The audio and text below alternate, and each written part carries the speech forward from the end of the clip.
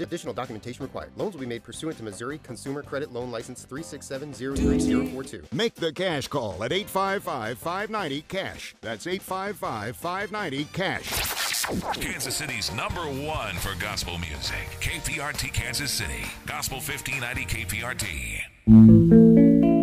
If I walk in the pathway of duty,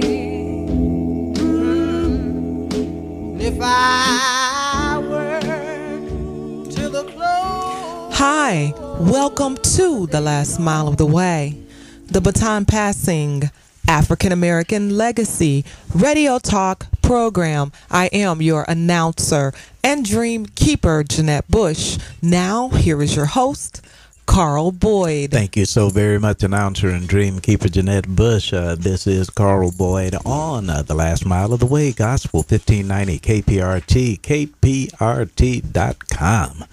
This afternoon, we have a very special guest with us, and as a matter of fact, it's kind of interesting because the gentleman works at the Kansas City Public Library, and he happens to be an author. Now, that is coincidental that he works around books and he publishes books. His name is Rob Love, and we are so happy to have you in the studio with us, so thank you very much for joining us. Thank you for allowing me to be here. Truly an honor and a privilege. Beyond grateful for the opportunity. Well, I appreciate your accepting this invitation because it's our opportunity to get to know you better, especially as it relates to the name Rob Love. There are some people who grew up with you who wonder, now, that voice sounds familiar to me. Who is that? And you would say to them, what? Very, very interesting. Just in regards to the name, I actually just recently changed my last name to Love. The reason behind that is over a year ago, my mother passed away. An incredible influence on my life. And one of many ways that I plan on honoring her memory is by carrying the last name of her side of the family. And in addition, it's a cool aspect of just how powerful the word is in itself, to see it and to hear it. You know what? This is really good. Jeanette Bush as our announcer, and my having the privilege of being host. You know, it's kind of interesting the way God works and the way he sets things in order. We just had a guest who, by the way, is an author. Her name is Shirley E. Oglesby Smith Johnson. So in the introduction, when we talk about why Shirley E. Oglesby Smith Johnson, why so many names, and her response was she wanted to honor her mother. This is, it's very interesting, and there might be those who would think that a female fashions herself after her mother, and we forget how important mothers are to sons. Yeah. And when you talk about honoring your mother, tell us a little bit about influences growing up, and the cliche-ish way of asking the question is the proverbial, what made you the man you are today? But let's talk a little bit about your being a native son of Kansas City, Missouri, and your upbringing. Yes. As you say, a native son of Kansas City, born and raised. Really didn't actually leave for any extended period of time until I went away to school at the University of Arkansas at Pine Bluff. But my family has always been a major rock for me, always been supportive, always held me accountable, always expected the best of me. Sir. So that was the environment I came up in. That was the standard that was set for me. And primarily my mother, who was an intensely creative and spiritual person. Praise God. Instilled so much of my gifts, I think, just by letting me know that I was put here for a reason.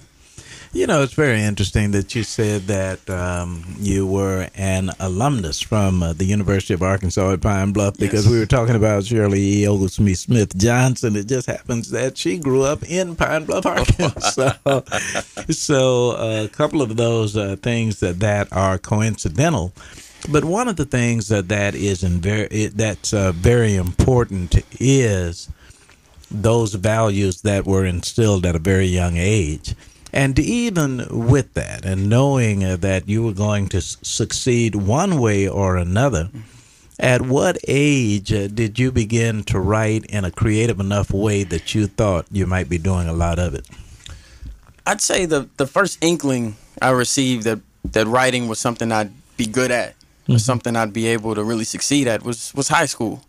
But, oddly enough, it didn't come in the form of poetry. Okay. I loved writing research papers. I know that makes sense. That's amazing. Strange. That's right. To a lot of people it would. Yeah. Right. But I had a knack for it. Also, just putting words together, but it was always in an academic sense. I would write poetry in my free time, but nothing too substantial. I was too shy to perform the poetry. It was a really personal, intimate thing. But when I went to school at the University of Arkansas at Pine Bluff, I got to see poetry in a different way. As a matter of fact, spoken word. I got to see this platform, and this art form, and I fell in love with it. Now, this is interesting because before we came into the studio, after we came into the studio, went back out so you could give a shout out to Eric Wesson with the Kansas City Call newspaper, and you had indicated that you worked at the Call, but I didn't realize what your responsibilities were. Were you writing for the paper? Yes. Initially, my first opportunity was as an intern. Yeah. And they liked what I did as an intern, so they brought me on shortly after I graduated. And I was a contributing writer. I would cover different events in Kansas. I'd cover education events in Missouri. I'd get to see the ins and outs of my community. Really, the first time I was able to be that much in tune with my community. You know what? I would like to bring in Jeanette Bush into this conversation if she would like to be brought in. But this is interesting, Jeanette, from a journalistic standpoint. I don't have your background, but this is part of Jeanette Bush's background as well. So I'd like for both of you guys to answer a question for me, and that is this. As a journalist, you may be called upon to cover stories in which you're not particularly interested, and in fact, there may be some stories that you would just as well not cover.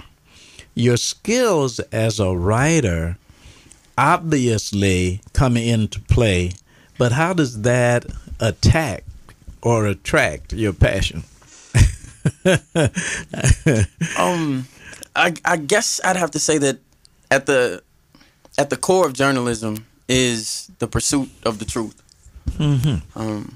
And as a writer, when I would get stories that I would be like, I don't know if this is going to be all that popular, or if people want to read this, I would search for the universal truth in it. Wow. And after finding that universal truth, I would try my hardest to make that the central focus of the story. And in doing so, making it as relatable to as many people as I possibly could. Now, this is interesting because Jeanette Bush is nodding. Are you nodding because coincidentally he has a personality trait that you have, or are you nodding because this is the essence of journalism? I think it really is the essence of journalism. Journalists are people who are trained observers, eyes and ears for a community. You're telling a story that someone else may or may not have an opportunity to see. So you're at that event and you're trying to be the ears, the eyes, and the mouth for that individual. And you want to try to make it connectable and make it humanistic so you're able to reach them. So, if I was covering floods, I didn't like that, or droughts. I wasn't particularly fond of that. Definitely shootings, but beyond all of that, there still is a person behind the drought who's had to deal with losing crops from a farm. If it was a flood, there's a human beings being affected by being displaced by storms or property loss, and sometimes loss of life. And when you're talking about shootings, you're talking about violence in the community. So you are the eyes and ears, and so you're not just yourself. You have to step outside of you and try to see it in a bigger context. Yeah. Now, here was something that happened in Chicago some years ago. I moved away from Chicago in 1980, so it had to have been in the late 60s, mid 70s. The IC train. There was a huge wreck. I don't remember how many people perished.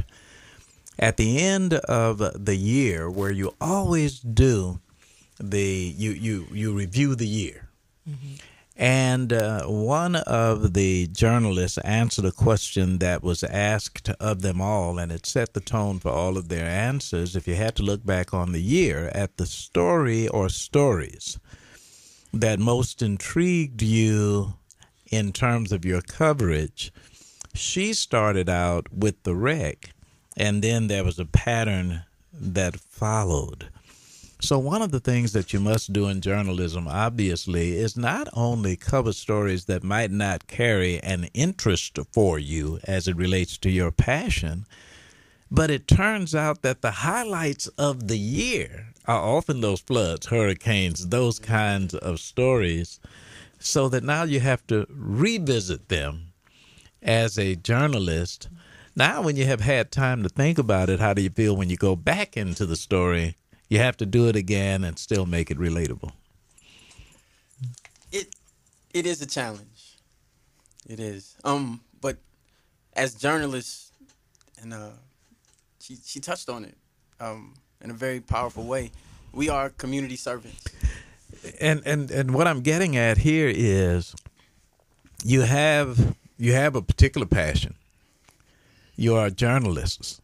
Now you're journalists by profession. Now you are assigned to certain things. And the transition that I want to make is now you have to go back. You have to do it again. And this is what you have to think about. How can I make it interesting and not gross or anything like that? Here's the transition. How does it feel, Jeanette Bush? How does it feel, Rob Love, when God gives you the opportunity now to write where your passion is? I have poetry in my heart. I have prose in my heart. I have family in my heart. How do you feel when you finally get an opportunity to do that? Ecstatic. I was ecstatic at the opportunity to now begin to write the things that I really felt that God had put on my heart. Mm-hmm. Journalism, in a lot of ways, is a very technical form of writing. There's a specific form you have to follow. There's specific information that you have to include, and very little of yourself is a part of that process. Yeah. Very, very objective. You have to be very objective. And for me, I had gotten to a point where I would encounter certain stories in the newsroom, and I wanted to go a spiritual direction with it. Yes, sir. I wanted to go a more heartfelt direction with it.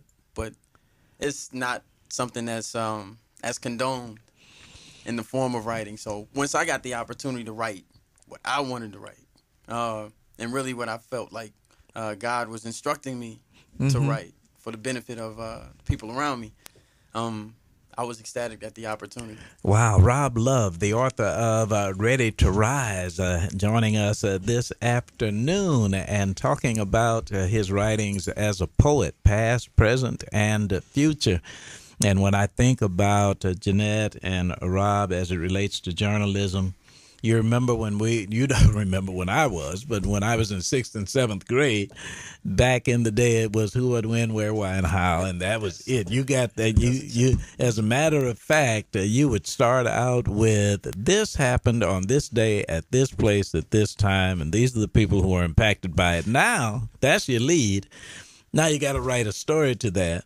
But when you write Ready to Rise, if you would open that, just open Ready to Rise and just look at the beginning passage of something that you have written, where it really speaks to your passion, what are the kinds of things that we'll find when we open your book, Ready to Rise by Rob Love? Very good question. Ready to Rise is, first and foremost, a compilation of poetry based around this idea that we live in a time that is challenging us to be better. We live in a time where those of us who can speak up, who are capable of speaking up, must do it. It's not a matter of convenience anymore. When people open this book, they're going to see how exactly we overcome the obstacles that keep us from reaching that power. They're going to see the unlimited amount of power, untapped power that all of us possess. Wow. I wanted this book to be an embodiment and a source of light that illuminates the idea that you can do whatever you put your mind to, but more importantly, you have a purpose to fulfill on this plane of existence. And it's something that everyone should do and must do.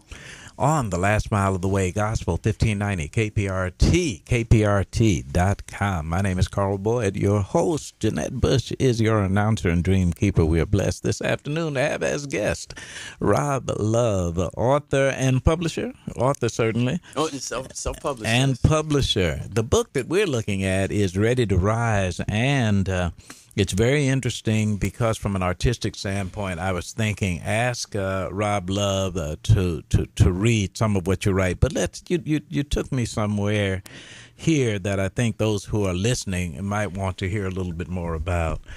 You were saying that we have an obligation as citizens of the universe to indeed play our part in bettering the things that are before us. Yes.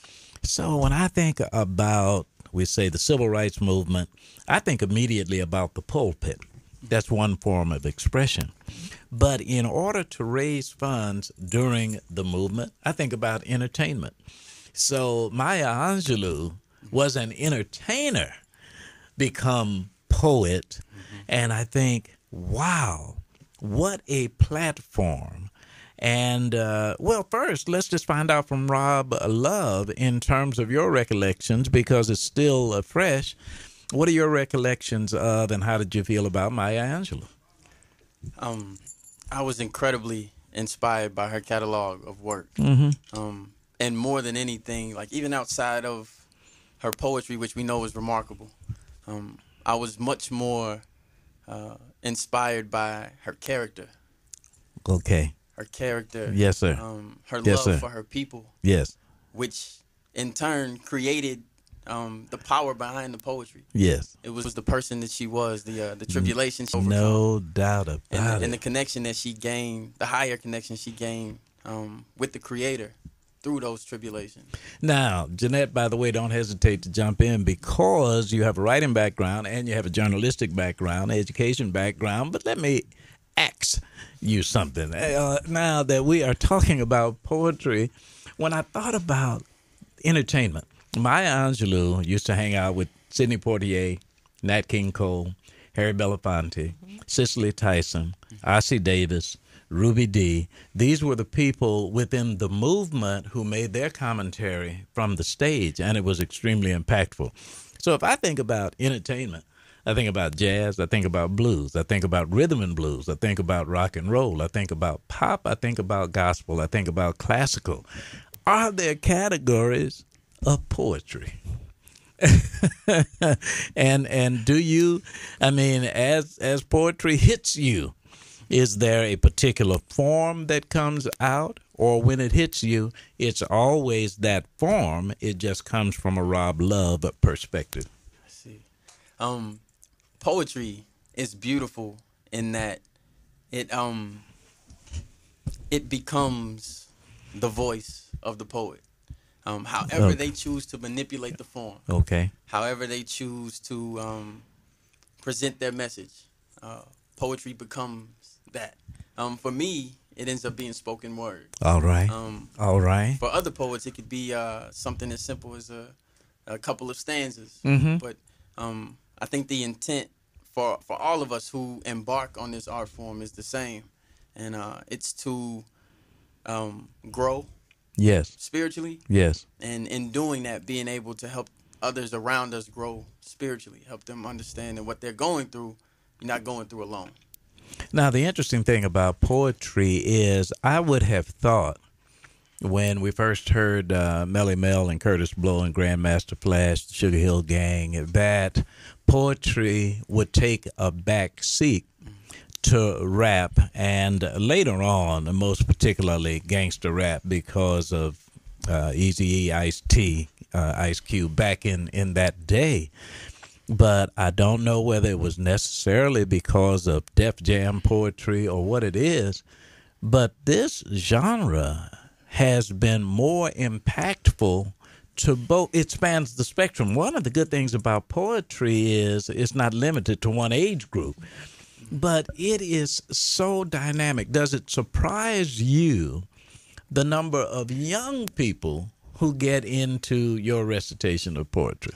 Not at all. That's good. As a matter of fact, one of my intentions as a poet is to be a poet for youth empowerment. Mm-hmm. The art form is dynamic, and it is an incredible vehicle for real change. Yes. The youth are going to be the catalyst for this change. Their voice matters. They have to understand that it matters. They have to learn that by speaking up, we can change the paradigm. And I feel like this art form in particular really relays that message to the youth more than anything else. And I consider hip-hop or rap a form of poetry. Just put to music. Yes. And it connects with the youth in an amazing way. All of us who are older always want to take Jeanette, the young people, back. Now, this is for Charles Bush. He would have to take us back here. We always talk about Moody's Mood for Love, King Pleasure. There I go, there I go, there I go. Pretty baby, you are the soul that stops my... And we go back to there. Then, later on, it was the last poets who were, quote, revolutionary poets, unquote, then, of course, into rap. Here's a question that I have for you, because you talk about expression. Does the voice of the poet necessarily have to be spoken? There are some poets I love to read, but do you require of them that they speak it? I wouldn't say it's required. Okay. I'd consider it an extra added impact that you can have with the poetry. But poetry that's on the page is just as powerful. Praise God. Yes, sir. It's all about the way the words are put together, and above all, it's about the intention behind the words. Are you going to read anything for us this afternoon? Please do. This is, ladies and gentlemen, on the last mile of the way, Gospel 1590 KPRT, live from the broadcasting studios. Here he is with Ready to Rise. His name is Rob Love. The name of the piece that I'm going to perform is called Our Youth. And has a lot to do with the fact that youth empowerment is one of the bigger aspects that poetry addresses. And I hope you all like it.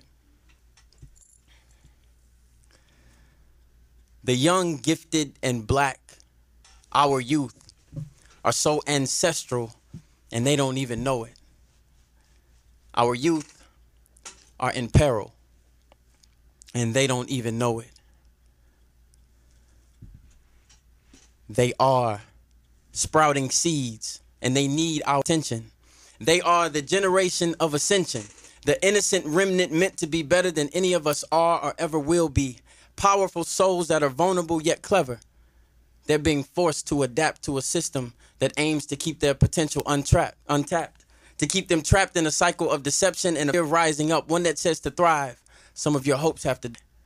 Being conditioned to rely on the authors of their confusion, it's clear. They're under attack. They're too much of a threat to the status quo. Their unbridled desire to grow will force some things to change, so it's stifled. When they come of age, they're urged to pick up a rifle to become a soldier for this illusion. Constantly being told to meet demands that only contribute to their delusion, and all the while, by sinister design, the thinning line between entertainment and education has almost completely disappeared. And most of us seem cool with it. We continue to let these schools act a fool with our youth, but they can't defend themselves. Their innocence is their wealth, and it's being abused and corrupted. The future literally being sacrificed for the present. A generation full of born leaders being groomed to believe that they are nothing but peasants. The thought is more than unpleasant. It's deplorable to see puzzled faces. Watching tremendous minds becoming more displaced by the day is beyond horrible, and the question is raised. The responsibility falls on whom? The quick answer, the former youth. We adults who now need to share with them what we wish we knew then. That the cultivation of selfishness and sin in our members was a result of the neglect, disrespect, and misdirection that weighed heavy on our necks like slave chains that we weren't strong enough to shoulder, and now that we're older, we see that the youth's instinct is to walk after the spirit with no fear. And sadly, many of us can't even recognize or hear it, so in envy, we've made society to hate youth. purposely making things more and more unsafe for youth, and guaranteed we'll all end up disgraced when it's through, basically because life race is paced to where only a few will get the point, but it makes a difference if these young people see us passing wisdom instead of joints. If they hear us speaking love and not destruction. If they know we walk as a symbol of peace and not as a source of dysfunction, the youth, our youth, the not-so-new commodity for consumption. What will a nation do when its future is being strategically manipulated, spiritually raided, and systematically hated? It will fade into suffering and mediocrity. Sadly, the intent is the descent of this society into deep, dark places. The idea is to leave nearly no traces of hope, fully blotting out the symbol of change before it gets to make an imprint. But I'm here to tell you that that wicked effort is wasted and totally senseless, because young senses are rooted in the glory of the Most High. And they won't continue to be lied to. They will wise up and unify. They are numbered like the grains of sand on a beach, and the attempt to miseducate them is only fine-tuning their ability to teach and reach others. So I say, keep your eyes on the resilience of young hearts, because it's evident in the fact that each of these individuals' residual power is growing to astonishing heights, and this will be on full display when, with boldness and might, these young souls stare their opposition square in the face, standing toe-to-toe, addressing their terrible ways and saying, we've seen this before. You've done this already. We felt this pain and we've dealt with this strain. So, if that's all you have, then we, the youth, strongly suggest that if you intend to live in our world, that you reevaluate your path. Wow. Thank you, thank you, thank you. Rob Love. Someone is listening. Someone's are listening who want to get in touch with you. How do they get in touch and keep in touch with Rob Love? The best way at this point to get in touch with me is Facebook, actually. All right. I have a Facebook page specifically for the book. All right. Ready to Rise. So www.facebook.com/Ready to Rise. On the Facebook page, you'll find information about my books available in an online store. Mm-hmm. And if there's anyone who would like me to perform churches, yes, sir, dealing with youth anywhere, I'm available. This is my purpose. I'm 100% committed to it, and I'm excited about the opportunities that'll come. Fantastic. That is so good. And I suspect, as you have done for us as an interviewee, you have talked about poetry as well as recited poetry, so there are school groups, college groups, youngsters who can benefit from your expertise. Yes. This is so, so good. Contact information once again. Contact information for the book, www.facebook.com/Ready to Rise for information about the book. You can also contact me by email at roblove3185@gmail.com. Outstanding. Rob Love is in the studio today on The Last Mile of the Way. Cannot thank you enough, and do pray that you will come back and come back soon. Definitely. As a matter of fact, come back soon and often. As often as I can, as much as y'all let me be here, I will be here. I appreciate it. You didn't do the whole book then, did you? I didn't. There is more, and those who are listening are happy to hear that. Thank you so much. Let me turn it over now to your announcer and dream keeper, Jeanette Bush. Dream Keepers, wow. Last Mile of the Way listeners, those wanting to secure a copy of Rob Love's book, Ready to Rise, may do so by contacting him on Facebook, www.facebook.com/Ready to Rise. Go to his page and check it out, or you may contact him via email, www.roblove3185@gmail.com. And don't forget the AIM convention is going on. Yes. You can still meet and greet. It's from 1 to 4, so we got a little time left. Get on down to Bridal Hall, and there'll be a nightly service at 7 p.m. tonight. Now your host will close with a look at his calendar of the Last Mile of the Way hooks. And today is Wednesday, July 2nd, 2014. Today's hook says simply, what manner of friends could we possibly be if never allowed to disagree? Please see Proverbs 25:9. What manner of friends could we possibly be if never allowed to disagree? Proverbs 25:9. We have been blessed this afternoon to have Rob Love in the studio. Please keep in touch with this young man and take advantage of his talent, his gifts. And Kansas City, we are proud to say, native son, and his availability.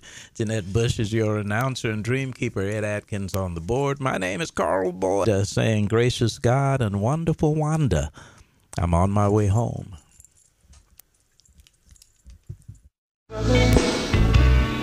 I've been strained, but I'm on my way home.